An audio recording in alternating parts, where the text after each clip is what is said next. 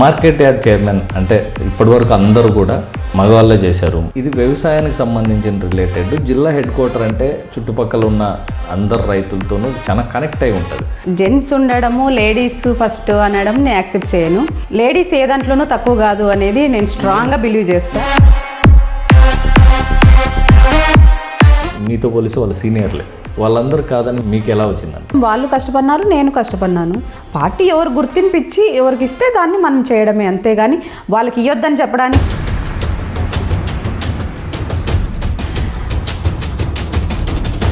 పల్లవి గారు, స్ట్రైట్గా ఒక క్వశ్చన్ అడుగుతాయి. మీ పోస్ట్ రావడానికి చాలా ఖర్చు అయింది అంటున్నారు. పార్టీకి కష్టపడినాము, పార్టీ గుర్తించి ఇచ్చింది, అంతేగాని ఇది 50-60 lakhs వరకు మీరు డబ్బులు ఖర్చు పెట్టాల్సి వచ్చింది మీ పోస్ట్ రావడానికి.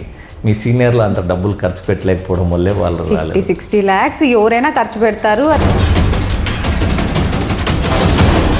మీ నెక్స్ట్ జనరేషన్ వాళ్ళకి పాలిటిక్స్ కూడా ఒక కెరీర్ లాగా ఆప్షన్ ఎంచుకోవడానికి ఎంతవరకు సలహా ఇస్తారు? ఇంట్లో సపోర్ట్ అనేది లేడీస్కి కంపల్సరీ. బయటకు వచ్చిన తర్వాత పొలిటికల్గా అన్నప్పుడు లేడీస్కి అఫ్కోర్స్ చాలా ఉంటాయి ప్రాబ్లమ్స్. ప్రతిపక్షంలో ఉన్నప్పుడు అందరికీ తెలిసిన విషయమే జగన్మోహన్ రెడ్డి పెట్టిన ఇబ్బందులు అనేది. అంటే జగన్మోహన్ రెడ్డి గారి గవర్నమెంట్లో మీకు ఎట్లాంటి ఇబ్బందులు పెట్టారు? నైట్ రైడ్స్ ఇట్లా చేయకూడదు అంటే కూడా జగన్మోహన్ రెడ్డి ఫోటోలో పెట్టుకుంటే బుక్ రాజ్యాంగమే గొప్పదంటారా?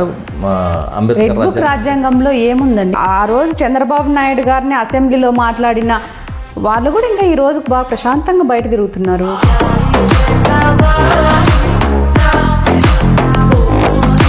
అనంతపురం టౌన్లో ఎవరున్నారు రెడ్ బుక్లో మీకు తెలిసే? ఎవరు మాట్లాడింటే వాళ్ళు ఉంటారండి.